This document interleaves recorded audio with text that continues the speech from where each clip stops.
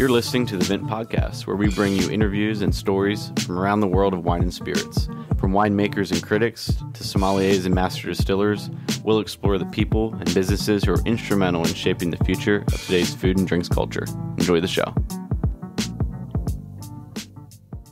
Hey everyone, and welcome back to another episode of the Vent Podcast, a production of the Vent Marketplace, your source for premium wine and spirits at ventmarketplace.com. This episode is presented by Coravin. Coravin is the world leader in at-home wine preservation, allowing you to pour a glass of your favorite wine and enjoy more bottles from your cellar without having to pop the cork. My name is Billy Galenko, and we have a very exciting episode for everyone this week. We're going to be talking about one of my favorite wine regions and places to visit, Madeira. Madeira is in a fascinating place, but before we get there, we're going to talk about this week's news. And then we'll dive in, give you a little bit of background on the island, the style of wines it makes, and then we'll introduce our guest for the week, who is Humberto Jardim, who is director and head of winemaking at Enriquez and Enriquez in Madeira, one of the most well-known producers on the whole island. But first, here is the news. Now, each week we highlight 5 different articles on the ventmarketplace.com's weekly news. The one I want to focus on this week is called the 2024 Golden Vines Online Auction. Why I want to focus on this for the week is for a couple of reasons. One, it's an auction that's for charity in the legacy of Gerard Basset, who was a master of wine and a master sommelier. And the idea of the proceeds for this foundation, for this auction, are to go to support people who are going to be working in the industry and to help them build a career out of working in hospitality. So I thought that was a cool mission, really interesting. But what also drew my eye is the caliber of lots that are going to be available in this auction. Now, they're well beyond my price range, but I found it really interesting to just take a look. And you have top producers from all over the world, from Bordeaux to Italy to Champagne to Burgundy. Everybody, a lot of the who's who, some of the biggest names you could think of have either submitted experiences, wines. A couple examples are Yquem. You can go to do a back tasting of back vintages with them and be walked around the property by the owner and have a meal with him. You can have a bottle signed by Egon Muller from the 1970s and also go have lunch and walk around the vineyards with him. There's various experiences at all the top super Tuscan estates you could think of, like Sassicaia. There's one at Argiano, Biondisanti, which isn't necessarily a super Tuscan, but up there at the top Brunello producers. And yeah, I just thought this was a really interesting auction. It's cool if you're a wine nerd to go poke around the lots. And even if they're exorbitantly expensive, you can definitely see some really cool experiences. And it's interesting to read about what people are offering. Also, if you find some bargains in there, feel free to bid because all of the money is going to a good cause. But now let's transition over to the topic for today, Madeira. Now, before diving into the interview, I wanted to do something a little different and give everybody listening a little bit of background, a small quick primer on Madeira, because number one, it's one of my favorite wines. And number two, we touch on a few things in the interview that I feel we dive into relatively quickly. It's Humberto and us have a conversation that's at a higher level. So I just wanted to make sure everybody understood what we were talking about first. So first, Madeira is an island that is technically really off the coast of Morocco. It's a Portuguese territory. It's a volcanic island, very mountainous, very steep. It's going straight up from the ocean, and it's a beautiful place. It's beautiful for hiking. It has many, many terraced vineyards. Everything is so steep, so all the vineyards are very small little plots that are all terraced. They tend to be very small and locally owned. A lot of very, very small, even like picture like a small backyard of wine growers, and they will basically grow their grapes and submit them to a handful of houses. There really aren't that many producers on Madeira. Enriquez and Enriquez is one of them. And we touch on it in the interview that they also own more vineyard land than a lot of the other producers. So picture Madeira, this very steep place. The reason that the wines kind of came onto the map was hundreds of years ago, it was a stopping off point for traders, whether they were going further down south around the tip of Africa, or they're heading over to Brazil, or they're heading over to the United States. People would stop there to refuel, resupply, and also pick up wine to carry on their journeys. So back and forth as they would go from Madeira, occasionally barrels of this wine would go over to the Americas. They would get heated up on that journey and they would come back to the island of Madeira. And after that happened a few times, people started noticing that the wines were actually better. Over the centuries, people have looked for ways to emulate that without having to send the wine around the world on ships. And they've developed a couple systems. There are two different approaches that allow different types. These two kind of approaches depend on the quality of the wine. One is a Contyro system. Basically, what that means is these are top tier wines. They spend times aging in barrel, and these barrels are placed at different places throughout the warehouse or the storage facility. Basically, it starts out in a really warmer setting, and over time, as the wines age for decades and decades, they're put in different parts, potentially cooler parts of the warehouse where they continue to age. Now, the key factors here are very slow, warm aging environments, but also oxygen. So these wines are exposed to both low levels of heat and oxygen for an extended period of time, basically making them, once they're bottled, indestructible. There's another approach called the Estufa system or Estufagem that heats the wines in steel tanks and speeds up the system, and is tend to use for more everyday drinking wines, just lower tier, maybe not necessarily vintage or high age statement wines. Speaking of that, there are three main types of Madeira. You're going to see vintage statement or Fresqueira or Grafeira, as they call it. You will hear Umberto pronounce it much better than me. And there'll be aged wines that are basically like 3, 5, 10, 15, 20, 25, 30-year-old wines. So it'll be different than the vintage, which will say this is from 1970 or 1981. And then the last type of Madeira, you might see it in your grocery stores, could be called rainwater. They tend to have just a name that basically designates that it's from multiple vintages, and it might be made in this kind of faster Estufa method. So what does that mean for the styles of Madeira? When we're really talking about the wines, especially that we have at the Vint Marketplace, and a lot of the wines that I drink, I like to focus on the single variety Madeiras. The other ones are also actually great and great bang for your buck as well. But the main types of grapes that are featured in Madeira are, and there's 5 of them. There's Tinta Negra, Cercial, Verdelho, Bual, and Malmsey, or Malvasia is also known as Malmsey there. What's interesting to me here is the wines. The style of the wine is basically dictated by the variety. It's not like you're going to see a Cercial made in a style of a Malmsey. So let's talk a little bit about what those styles are. First, just to get it out of the way, Tinta Negra is really the workhorse grape on the island. I can't remember what percentage it is, but it's very high percentage of the grapes there are Tinta Negra. It was planted because it has very generous yields. It's easier to grow than some of the other varieties, some of the more traditional, quote unquote, maybe noble varieties, and it produces solid wines. It's also the only black grape that's grown there. So you'll see this is a base of a lot of wines that are not single variety focused. They might be a 5, 10-year-old, just say Madeira on them, probably mostly Tinta Negra. And just starting recently in the past few years, they can actually put Tinta Negra on the bottle. Before they weren't even allowed to do that. All right, let's dig into these 4 main styles of single variety Madeira. The first one is going to be Cercial. Now, again, like I was saying, the style of the wine is dictated by the variety. So Cercial, those wines are made in a dry by Madeira standards. There's still going to be some RS on it, but it's going to be balanced by such high acid that it's going to balance perfectly. And these wines are dry, a pale wine with more citrus flavors, stony minerality, and you're going to get a bit of slight sweetness at the very end, but you get a lot of this perfect balance, crisp, lean, mineral, perfect for seafood. The next is Verdelho. It's a medium dry wine with notes of spice, smoke, light caramel. It's a bit richer and more complex than Cercial, but it's not quite molassesy and thicker as some of the later ones are going to get. Pairs really well with soup, especially a seafood bisque. I know where I grew up, they used to make it all the time with she crab soup. Next, Bual is a medium sweet wine, and in the sense of Madeira, medium sweet is going to be very sweet compared to some other wines. Medium sweet wine with a rich, full flavor, smoky complexity, perfect pairing with desserts, figs. You're going to get a lot of stewed fruit notes, caramel, and here's where you're going to get some of that cocoa chocolatey notes as well. Perfect pairing with a creme brulee or something, and you can also still work it in with some other main dishes in the meal. Next is Malmsey. Last but not least, is a sweet dessert wine. Soft, honeyed, fragrant, very viscous. It pairs really well with most desserts and chocolate. You're going to get a lot of these cocoa notes, molasses.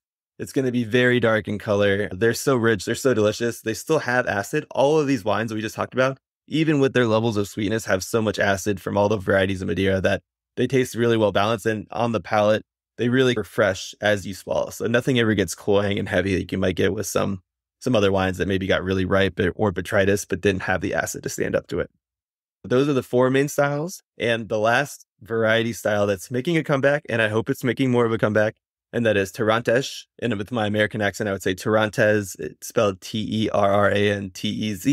This wine, grown on Madeira, this grape grown on Madeira, tends to produce some of the most nuanced, balanced wines. It really falls in between this Cercial, Verdelho kind of range. It's more this medium to lighter bodied in the grand scheme of Madeira, but it develops this depth and complexity that is unmatched. There's really a depth and a range of flavors that you get in these wines that you don't really get in any of the other varieties. I've had versions of this that are over 50 years old, and they just continue to develop and produce these new flavors that you don't necessarily see in all the Madeira. And of course, they have the trademark acid as well. So everybody seek out some Terrantez if you can find it. That's spelled Terrantez, not like the variety that's coming out of Argentina. It's one of my favorite wines in the world, favorite varieties. And that's one of the reasons we had Enriquez and Enriquez on the podcast, is because they are actually on the forefront of planting more Terrantez and bringing it back. And this all goes back to, it has to be producer led, because the grape is so finicky, it can produce very small yields that a lot of the local growers don't want to take a risk on planting it in their vineyards and not really having anything to show for themselves in terms of revenue generation at the end of the year. So that was really exciting. I hope everybody got a sense here of Madeira. We're actually going to be doing a more in-depth and more fully explained and fleshed out version of this on Vint Wine TV in the coming months. But stay tuned for that. We'll have some extra age Madeira there. We'll be tasting a little bit of Madeira with many decades of age on it. We'll show off some bottles that are close to a century old. But for the purposes of this episode, we will move on now to Humberto Jardim. He is the director and overseer of winemaking at Enriquez and Enriquez. There's not a lot that you can't be said about him. He's done everything. He's been with the company for decades. He's worked his way up. It's so funny because he was telling us that he learned his craft from the former director and head of winemaking, who learned it from basically the guy who was the head of all of this processes at the turn of the century. So they basically had three people running the ship for almost 100 years. It was fascinating. He gives us so much detail. The company is amazing. They're making great wines. If anybody has had them, I recommend seeking some out. We have some on the Vint Marketplace, but you can get bottlings of theirs that are a little bit younger in many places. And it is a great episode. So everybody, without further ado, we will get to Humberto Jardim after this note from Coravin. Coravin is an amazing tool. If you have wines, even if they're 1, 2, 3 years of age on it, and you don't want to pop the cork, but you want to share it with friends, you can use Coravin. Coravin is your partner for any hospitality and hosting occasion. Now, on to our interview with Humberto Jardim.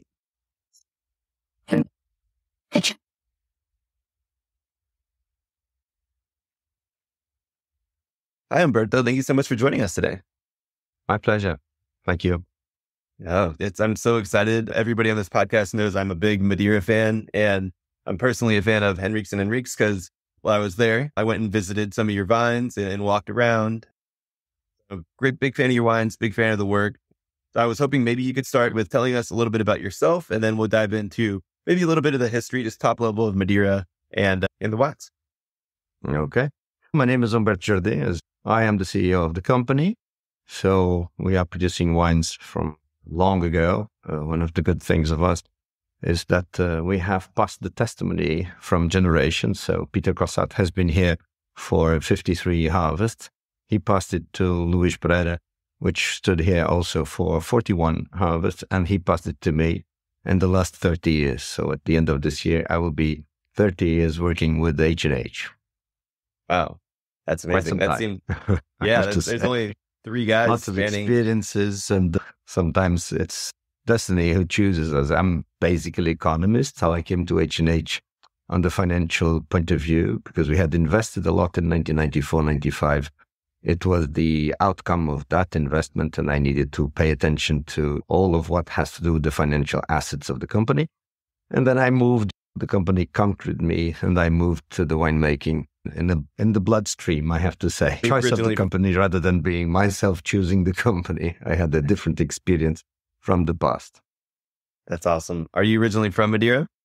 I am. Awesome. Born and raised. Let's just take a little step back, and can you tell us a little bit about the history of Madeira, really high level? I know it's really rich, and then the company itself and how we got to where we are today, and then we'll go from there.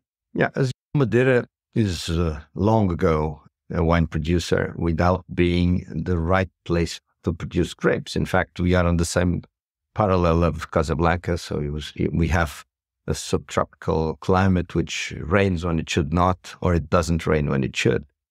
And that makes us to deal with the nature, which is highly in terms of humidity, gaps of microclimates up and down. We have conquered this island in terraces. So as you have seen on the island, we don't have the possibility to mechanize our agriculture because we have been planting in terraces.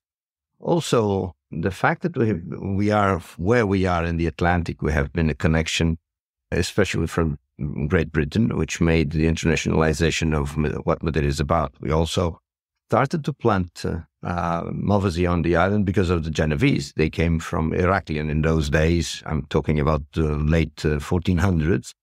And they brought Malvasia to Madeira, which is the same as you can find in the Bay of the Mediterranean. So it's the same in Lipari, it's the same in Istria or Slovenia or Spain or Greece. Ours came from Greece. And we started to plant that. After a certain height, we started to understand that Malvasia wouldn't have success, and we needed to plant Boal and higher the Verdelho. And on the top of the mountain, we have Cercial, which reaches to 1,000 meters.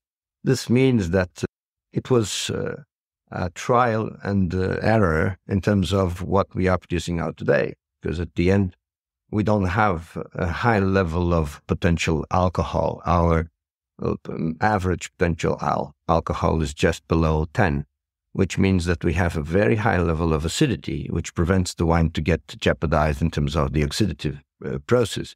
Let's say that probably Madeira is the most resistant wine in the world. You can open a bottle of Madeira and it stays for months, years without having any problem at all if you lid it back, obviously.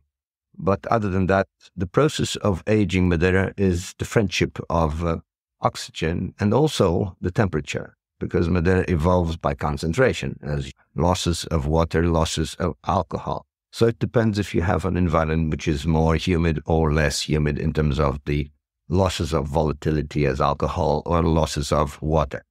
Anyway, Madeira has families which have been awarded with the lands from the Portuguese crown. And the Henriques were like that. So if you go back in the history of the Henriques, you will find in the 1600s already ascendants of this family. The company was founded in 1850 because the two brothers found a way to get into the business, as obviously most of what was being produced by ourselves was being sold to the British merchant, especially at the beginning, the Scots. Obviously, after the Union, we have got much bigger internationalization for Madeira. And I can assure you that a great part of what we do today was a demand from the market. So the merchant was asking, I want a sweet wine with these and those characteristics to be branded by ourselves. And we were sending Madeira in barrels, loading the vessels. And this is why all the experience of Vinho da Roda, what we call the wines which crossed the tropics and came back to Madeira, and we understood that the heat would benefit the wines quite highly. So this is at the end, we got this experience to create the hot house, or what we call the estufa, to age and to provoke the caramelization of the residual sugar to the level of what we have on the 3 and 5 year old. Then we moved to other grapes, which obviously brought solutions to Phylloxera and the Ovidio. In 1852, Phylloxera and Ovidio started, and then 72 we had the Phylloxera. The reactions of Madeira had to do with the happenings in the world, because as you can imagine, crossing Madeira to the continent was serious, but during the First World War, the Second World War was a nightmare, so we had to move to the United States, to India, to different parts of the world, because most of what we are producing was not consumed on the island.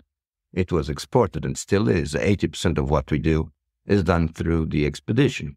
So these solutions which we have been finding along the pathway of Madeira is quite an adaptation to the events, let's say, that until 1869, while the Suez Canal was not open, Madeira was a stopover for the British to cross the Cape and go to India.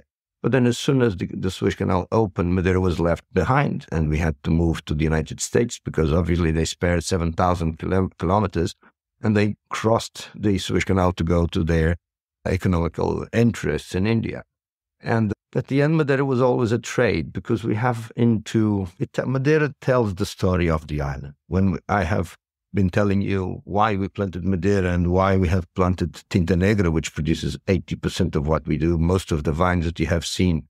And the southern part of the island, Estreito de Câmara de Lobos, on the other side also, in São Vicente, most of them are Tinta Negra. And this is why, because we have, let's say, two romances. We have the romance of the winemaker, which wants to make dated wines, special blends, 15, 20, 50-year-old. But we have also the romance of the wine grower, which at the end of the season wants to know how much money he will get for the reward of his work along the year. That makes two basic difficulties. One is the fact that we have difficulty to compete in the markets due to what comes to Madeira. Everything that we are exporting has to come into containers now or in conventional cargo to Madeira to be loaded. So let's say that we have two costs, the cost of income, the cost of outgoing.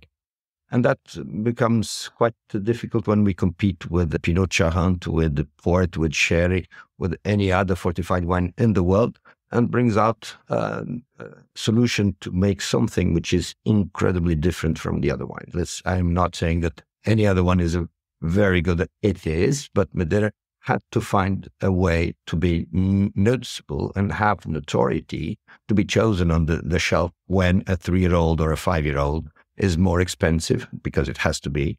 We can't have mechanization, so all of what we do is hand-baked and taken care, and that means that we have an incredible amount of manpower to hold the vines. The family itself, as landlords, they had exactly this connection with what we call the caseiros, the tenants. So part of what was being produced was shared with them. They were selling also to the British merchants or locally to the local feasts. And ourselves, we were selling already into the mainstream of distribution into the European markets, American markets, and India's. So this is a short telling of a lot of events, even characterizing why Henriques and Henriques had to establish itself in 1815, later on, when we started to react to the consequences of Ovidio and the Phylloxera. Tinta Negra was a savior because, as I said, Tinta Negra has a yield which is around 15 to 17 tons per hectare, which goes into the 80% rewarding the wine growers, as Malvasia, Boal, Cercial, Verdelho. All of them have an average of 3 to 4 tons per hectare. We had to find a way to pay more, so this is why we produce these grapes on the 10, 15 and higher, or even dated wines. Doesn't mean that Tinta Negra doesn't make fantastic wines at this level, also does. We have recently won the wine of the year, the fortified wine of the year in Porto, which is not easy, with a 50-year-old Tinta Negra for the second time. So this means that Tinta Negra is a really high quality grape, which has obviously to be paid attention and taken in the same care as we do to the white grapes. And I understand that it's fairly unique that you own most of your own vineyards. Is that correct? Can you describe?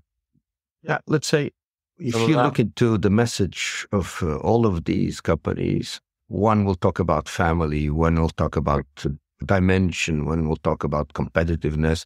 We talk about wine grower or growing because it was what we did. We were having properties. We always took care of vines. The result, the must or the wine was being sold to, as I said, to the British merchant and later on to the American market. So there are a lot of brands which have Henriques and Henriques wine inside. You don't even recognize because it was bottled at the end. So most of what we have been doing has to be with the connection to the international world, and we have matched demand and the profile that demand came to Madeira. But our message, if you look into H&H, this family has lands and produces grapes. Nice. Can you, Brady, go ahead. Yeah, I was just going to say, the wines that you're labeling under H&H for yourself and you're producing in-house and not selling the fruit out, is it fairly unique in Madeira that a producer would have their own estate grapes that they're growing and also bottling wines under? And so you're providing that service for many many other labels, but is that unique that it's happening in-house? No, it was not. It was a characteristic of Madeira in the early years, let's say in the 1600s, 1700s. Later on, we started to have identity. Madeira started to be recognized, being collectible, especially in the United States, was an exquisite wine collected by a lot of wine lovers, especially Madeira lovers. And this is why the brand started to have a distinction. Let's say that at the end, after all of these crises, it was the brand which got the notoriety. And Henriques has done a lot for it, because we had even in our board British families, so the family Cossard, which came to this company later on, was an add into the connection to ourselves, into the British market particularly. Yeah, other companies have connection to France, other to Japan. It depends who has got in, because nowadays most of these companies have participation in their capital from international groups, and it has to be like that, because there's no way for you to compete in such a competitive market, in the niche market as the fortified wines are, especially Madeira. Remember that Madeira has only 4 million a year when we have a good year, and this is almost nothing. If you compare port, this year they will produce almost half of what they used to do, but they have around 50 million liters, which usually were around 85 million liters. So this has to do with the dimension of the island, but looking into such a small quantity, being all over the world, because we are in China, we are in Japan, we are in all over Europe and the United States and the islands, we have been reaching, because our community has become very big. A lot of immigration, which went rather to the United States and to other parts of the world, they brought the culture of Madeira, and somehow Madeira became notorious because of the connection and the historical connection and people. Yeah, I think that's amazing. Yeah, I think what was also really interesting about you guys is, so a lot of Madeira producers, since the island is so fragmented in all the small terraces, you guys do have to source grapes from growers on the island as well as your own fruit. But can you talk a little bit about the Torrontés variety in particular, and why it's important that you're growing that, and why maybe some smaller growers are less likely to want to grow that on their land? Okay. Torrontés is called Torrontés here in Madeira and Açores, but it's Folgazão. It's a Portuguese grape. It's sensitive. It needs a lot of care and tenderness. It needs a space where you plant it without strong winds, without climate changes along the year, which is very natural here in Madeira. It's a very sensitive grape. So you see that priority given to the wine growers has to do with how comfortable they feel by taking care and not having a lot of expenses with the grapes. We buy, obviously, the Torrontés Malvasia Boal with a higher, but way much higher price than we do when we are buying Tinta due to the yield.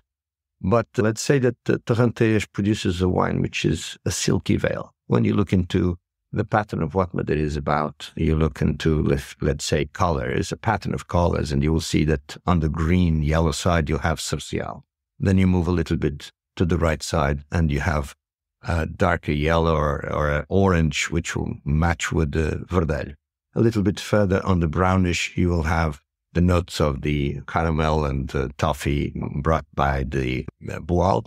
And at the end, you have this dark chocolate, salted dark chocolate, or even the sugarcane honey, the molasses, so known as molasses, coming out from Malvasia because of the concentration of the sugar. Obviously, Social has a very much higher level of acidity, and Malvasia being down and has much more photosynthesis, the level of residual sugar is higher, and we can vinify under a certain pattern, which will underline the differentiation of these grapes. Madeira doesn't talk about styles. We talk about grapes. We vinify grapes due to the identity that they have characterizing itself, the history of Madeira, when they were brought and why they have been brought to Madeira, and also, on the other hand, the microclimates that we have here. So they characterize in a way historically and eurographically what Madeira is about, and it shows through the vinification of these grapes. So when we talk about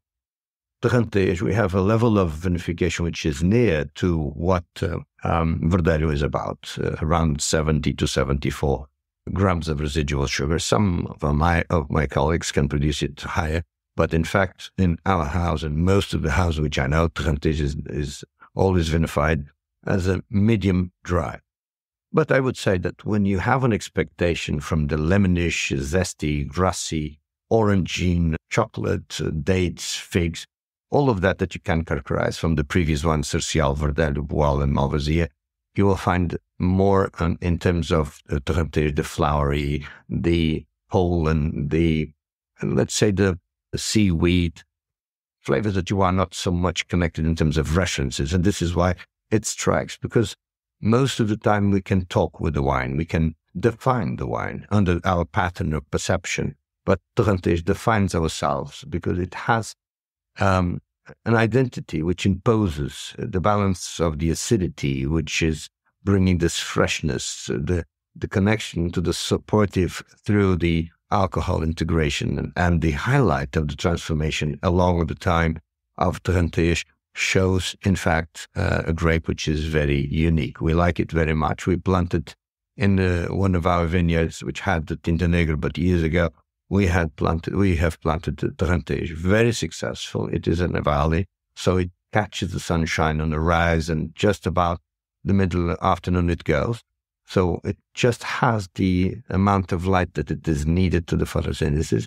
It is protected against the winds, and it is well taken care on our agriculture or viticultural team that we have taking care of our vineyards. I wanted to speak a little bit to the fact that some of our listeners may not be familiar with Madeira or how it's produced. Can you give just the shortest primer you can on fortified wines generally, and then Madeira specifically in terms of producing wines in this style? Okay. Fortified wine says everything. So fortify is to add alcohol along the process of fermentation. So the basically is done. All of what we have to do, some will go to use some yeast, some will go to provoke precipitation. That is what it is done. In terms of profile, some of my colleagues want to make it from lacrima, so without any skin contact. In my case, I adore the skin contact. I bring the anthocyanin blend, bring all the phenolic compounds which are on the skin, because this is what we need in terms of the evolution. So if we are transforming along a period of, let's say, 30 to 40 years, the phenolic compounds until it gets to the tertiary oxidation, let's say that we need to bring it out from the skins. Otherwise, we have a juice, liquorish, which has the identity, the prime identity of the grape, but doesn't have what we need in terms of all the defects to the table wine, but qualities to the fortified wine. So, being said this, but it's quite complex. I would say that if I would invite any winemaker coming out from the school and saying this is the key of Henriques, and Henriques, now you are the winemaker, he would run away to the bathroom and cry a little bit until he would get into his stamps. But anyway, to say this is that we can vinify with stalks, we can vinify without, with the stamps, we can make extractions, we can make no skin contact, because we will need a lot of different wines to blend. Blending is the signature of Madeira. You have a profile. Let's say that the Henriques and Henriques, the big advantage is that we never had novelties. We had history. When I told you that Peter Cossard passed the testimony to Luís and myself received it from Luís, we also have brought ideas to vinify, and we were corrected because we had experience in the company telling us, if you do that, it will happen this. It is not the profile of H&H. So our consistency along the years has to do with the long-lasting experience that we have in making our wines. And at the end, it's complex because you need to understand, you need to know why this happens. When you make decisions, there's no way for you to have a crystal ball and say, I will separate this batch of wine for it to age and become a colheita or become what we call garrafeira, previously called vintage. There's no way, because you need time, and time acts. Even the warehouse makes a huge difference. If you have it nearby the sea, you have a balance in between the humidity and the dryness. If you have it at the mountain, as we have our warehouse at the mountain at 400 meters high at Quinta Grande, the wines age differently because the losses are different in terms of water, in terms of alcohol, in terms of concentration, in terms of temperature. Even the acting of temperature on the barrels says a lot to where you are. So when we talk about the terroir of Madeira, I would say that a great part of it is coming out from the warehouse where you are aging the wines. So to say that Madeira is not the most complex wine in the world, but it's quite complex when you want to make some serious Madeira. Even if you have the same dated wine in 10 different barrels, you will have 10 different wines, and you have to choose the profile that you have in terms of the acidity, the residual sugar, how mellow you want to become in terms of these wines, how harsh you want to become in terms of showing what Social is about. Because the experience of Madeira is always a what for rather than a technical issue, because obviously the technical issue is very important to the ones which are on the wine set, on Master of Wine, but it doesn't create demand. The customer wants to know what for. So when you are blending and when you are making these wines, you have to understand what for will be this wine used. Because obviously if you think of a dry cheese, of a Stilton, of a Blue, of a Gorgonzola, you will think of a wine which has the acidity to cut the grease. And that has to be references on your own being. Even tasting a sweet wine, you will think, is anyone smoking a cigar? Is anyone having dessert which has the signature of a fantastic cook? And you will say, I will taste the Madeira which matches the best. I would say Madeira de Porto, any other fortified, which will add value to the signature that he is putting on his dessert. And Madeira can be seen on 3 different levels, I would say. We can characterize Madeira as a gentle source, as you can reduce it to make a nice cooking, whether a steak, whether some game. But on the other side, you can bring Madeira to add value on a special dessert, on a special choice of a plateau of a cheese, of a charcuterie, of a pâté, or whatever you can find in this kind of food. And also the collectors, because after a while, when you start to understand what Madeira is about after 30, 40 years of aging, you start to understand a kind of expression of spiciness that you have never tasted in the past, because you go into the market and you don't taste pepper or clove or any other thing. You already know what it will be the outcome whenever you are seasoning your food.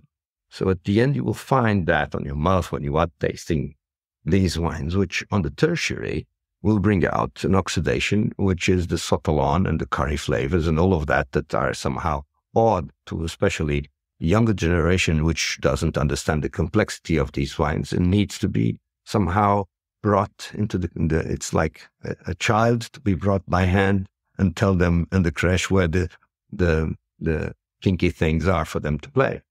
So this is what we have to do when we want to bring Madeira in the old extent, showing the collectibles and people which will pay 7,000 to 10,000 a bottle. Yeah. Can you explain a little bit of the importance? You talked a little bit about like what warehouse and where things were aged and how that impacted, but I think it's even cool that like in certain warehouses, the floor that the wine is being aged on, or the vessel, whether it's like a glass demijohn or a big barrel, small barrel. Can you explain like how that impacts the wines that are aged for a really long period of time and concentrates those flavors?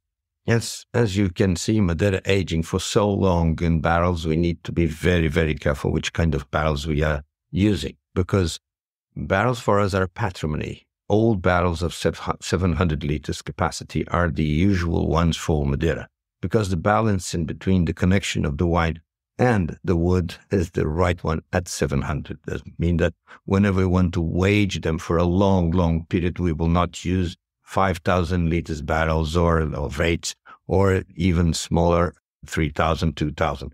But it has to be a management of managing the losses, because it's very important, the wine, how it is going to progress. And obviously, when we are, let's say, changing simple things, staves, or we have to be careful, because we don't want to have too much wood impregnating the wine. We need to have the identity of the wine. And most of what we want is the wine to breathe under this stage of what we call canteiro. Canteiro are the beams where we have the barrels, and we don't have anything to do with the kind of criadeiras. We don't have these connections of refreshing up and down into feeding the floor. In fact, what we need is temperature, and we need the oxygen to act in a silent way, which will change and modify the profile of the first flavors and scent that we have from the wine to what we want in terms of the dry fruits and dried fruits influence in these wines. So, as I said, we have to be careful in terms of managing temperature and managing the kind of wood that we have. And it's not advisable that we have young wood to age Madeira, because the Madeira will be highly impregnated with the exchanges in between the phenolic compounds and the flavors from the wood. But when you're saying manage temperature, it's a little different than somebody managing a cellar, like you mentioned the Crayères and like Champagne or like in Burgundy. You guys do want heat at certain components, and that heat needs to be varied based on the age of the wine. Is that correct? Not really. I would say that when we talk about the 3 and 5 year old wines, we are submitting them to the Estufa, the hot house. That is needed in order to caramelize the residual sugar, which is fructose, to bring out all of what I have been telling you about in terms of the dried fruits and dry fruits. It is impossible to have this kind of evolution into the wines when only for 2 or 3 years these wines will be aged in Canteiro. The other ones are going through the Canteiro. And there is the problem, because usually we don't have an environment with temperature controlled. This is why I'm saying that when I have a warehouse at Quinta Grande where we have the vineyard, there the amplitude is quite high. We can have 10 degrees and we can have 28 degrees in the same day. So this means this amplitude is not good for the wood, because the wood will move, will open the pores, it will bring out an influence to the wine which is not desirable. So the aging cellar that we have in Câmara de Lobos is very steady in terms of amplitude. More or less, we have at the most 5 degrees of difference during the day, during the night. So that brings out stability, harmony, and we bring out a flavor which is already controlled. We know what we are doing. When we built these facilities in 1993, 94, we already thought of the facades that we have here, glass facade, of the sort of say of hot house effect, and controlled that. We have designed this building in order to produce the best effect to the aging to our wines.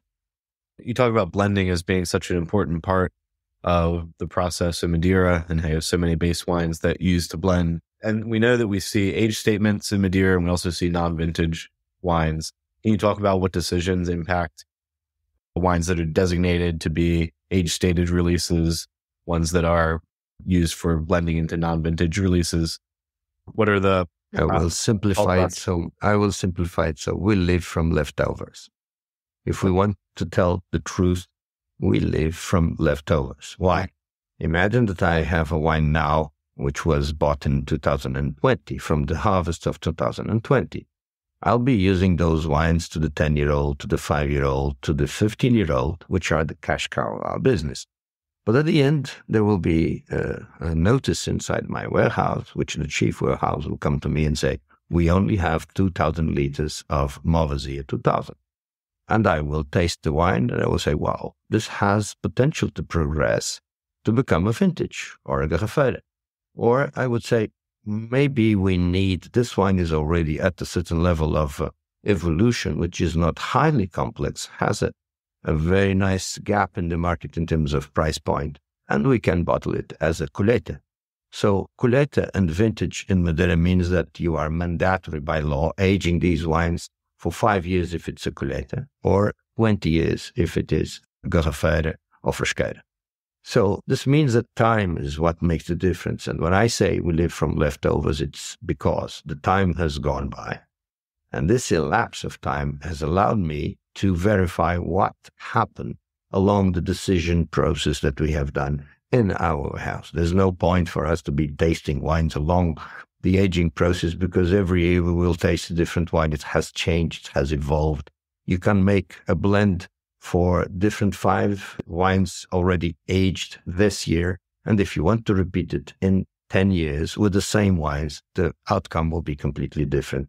And you will be surprised, because you will say, I have brought 80% of this wine, 20% of this wine, and it's not the same as I did 10 years ago.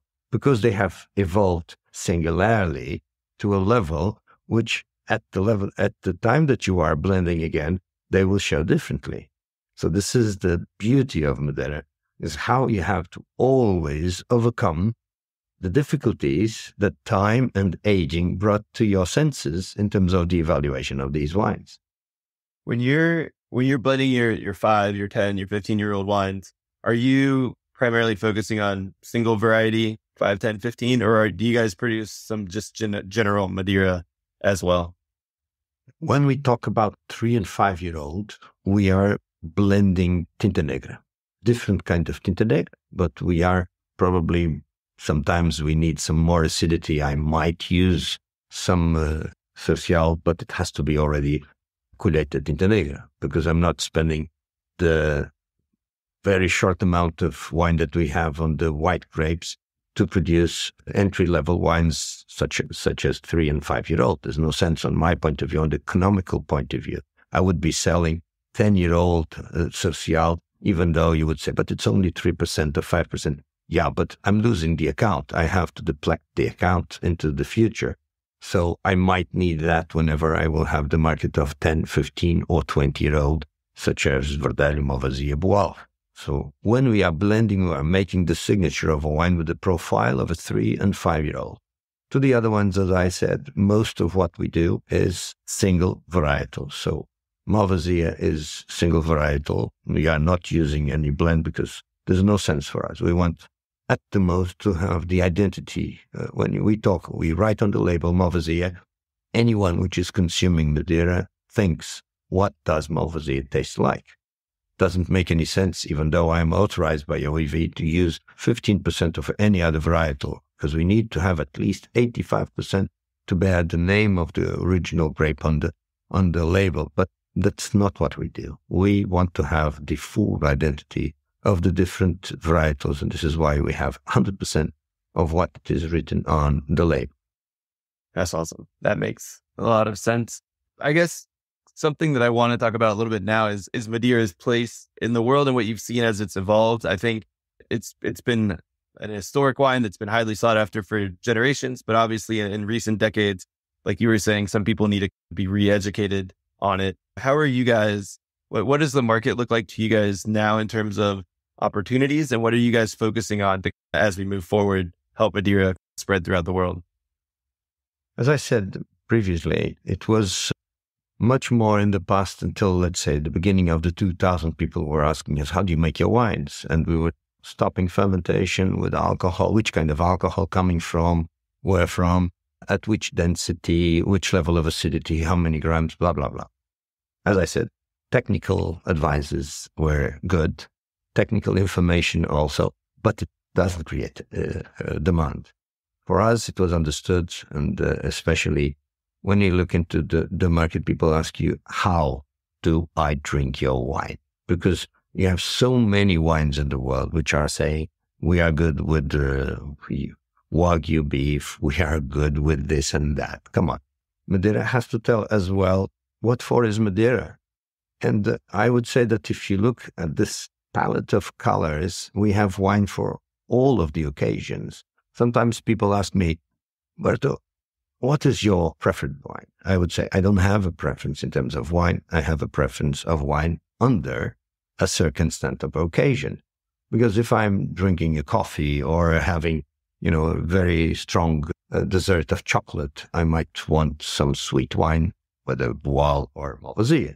But if I'm having oysters, or if I'm having some raw fish, salmon, a tuna, or something like that, I might want some Social.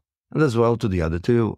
So the point is, when and how is the diversity that Madeira can catch the consumer, because people nowadays don't have time. They need to find a nice moment. We had in the past some pastry of codfish in Lisbon, and they were matching it with port, and then they moved to Madeira, and it was quite an experience because people were not asking much about it. They were tasting the pastry of codfish and then tasting a sweet wine with it, and they were saying, wow, this works. This is a memory that people, when they get into the supermarket or the wine rack, they will look into the label and see Madeira, but they're shy. They don't want to show that they don't know what Madeira is about. So again, they will read Boal, Verdelho, Cercial, Tinta Negra, and they will say, wow, but what is this about? What is the profile? So this message is very important for us to bring into the market, for people to understand how and when should they pick up a bottle, put in their basket, and pay at the cashier, exchanging the satisfaction of the money that they have in the pocket to the expectation, because they will not taste the wine before they open the bottle at home, to the expectation of what it is written on the bottle. And that message has to be brought on what we have been doing for years, whether in tasting with our importers, because we have layers of the market. We have, first of all, to convince someone in a market to import our wine. Then that person has to bring the message to the distributor. Let's say, for example, in the United States, you have a whole importer, which will make agreements in different states. They have themselves to have collected the good message from ourselves into their distributors. And then again, they will have to be on trade, off trade, bringing the second amount of message, which is already distorted because as the message is being passed through with some level of understanding and some level of distortion. So we have to get into the market again, be in those different states and making some food pairing, making some tastings, bringing people to the original message, which is ours. It's a hard work, I have to say. I have visited 4 different markets in this last month, which means that tastings and getting connected with our importer and being part of the portfolio presentation of their own, it's something that it's costly, it's an investment, but at the end, it's what brings the message of Madeira to the consumer, which at the end will provoke consumption. I'm happy to say we at least, I've seen it growing in different wine lists here. I live in Los Angeles, and there is one kind of bar with small amounts of food too that is like a Southern style, but they're focused on Madeira here. So it's nice to see in my neighborhood a bar that kind of has a bunch of Madeira and is spreading that word. So I see it getting out there. If we're looking forward from your guys' point of view, are you looking to expand or lean into anything else in terms of your production, or are you guys focusing more on holding back more wines? Or I guess how actually, that's my question. How do you guys work on those later releases? Are you planning on releasing wines that are 40, 50 years old, or do you have a 80-year-old barrel that you guys are just waiting on until it tastes just right, and that's when you decide to release like a very old vintage? We could look into it into different profiles. We have a list of old wines, and we have a list of wines which are old in our warehouse. We don't need to compete. Let's say that if you have a Verdelho from 1920, you will not issue into the market a Boal 1921 or a Verdelho 1919, because it will compete. People will be confused. So you have, let's say, an opportunity to be launching wines. And these wines are also at the end, because Madeira has increased an incredible amount of demand over the old wines. So most of the houses are selling these wines in a higher pace than we did in the past. And they are limited. As I said, some may have 3,000, but some will have only 300 liters. So the prices will even vary in terms of how many wines you have in-house.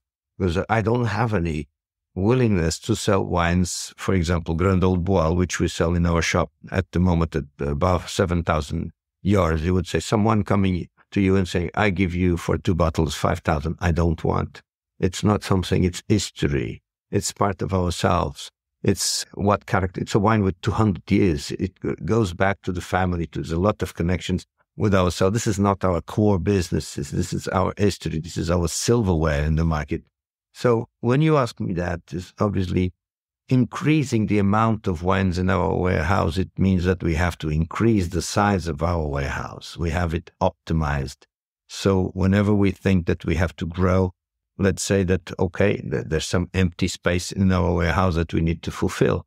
And this is not the case at H&H. We have it all full.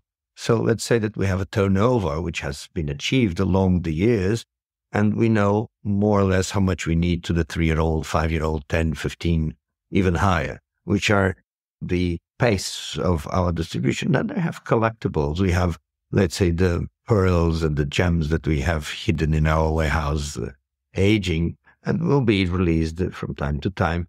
But as you can expect, most of our houses will not release wines from the 1800s because it's over. They have been bottled already. They are still we still have wines from the 1800s, but they are all bottled.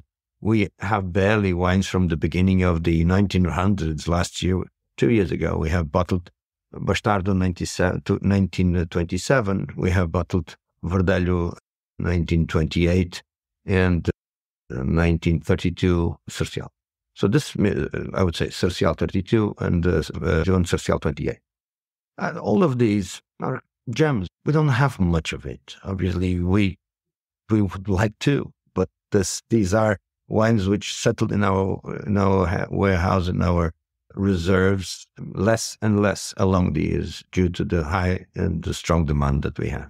Allow me to give you a little example. We have a collection here which is called the Heavenly Quartet. Grand Old Boal, W.S. Boal, Malvasia Old Reserve, first bottled in 1964. The other two were bottled in 1927. And Cercial, Old Reserve. These 4 wines, they were being sold 30 years ago at 400 euros a bottle. This means nowadays, any of these bottles is at Christie's on values above 5,000 to 7,000 euros a bottle. So you see the valuation of Madeira. And I assure you, because I had a recent story, I was very happy with the wine that we sold for 6,500. And when I heard that in an auction it reached on the previous day 17,000. So I only had the 24-hour joy for that happening, because in fact they had been very satisfied of having sold for the last bottle of that Rantejo for 6.5, and it reached to 17,000. So you see how much Madeira can be a hidden value of investment. And I believe that Madeira, 98% of the old wine that you will open, you will be safely drinking this wine. You can have some collectibles of table wine, which are incredibly high in terms of price, but when you are opening it, you are shaking without knowing if the wine will be good or not. 98% of Madeira is very good. Oh yeah. I've had 90-plus-year-old, I've had over 100-year-old Madeira, and they feel like they could just keep going and getting better. I completely agree. Well, thank you, Umberto. Thank you so much for your time. Thank you for the background. And I can't wait to make it back out to Madeira someday and visit you guys. This has been great. Thank you. It was my pleasure. Thank you very much.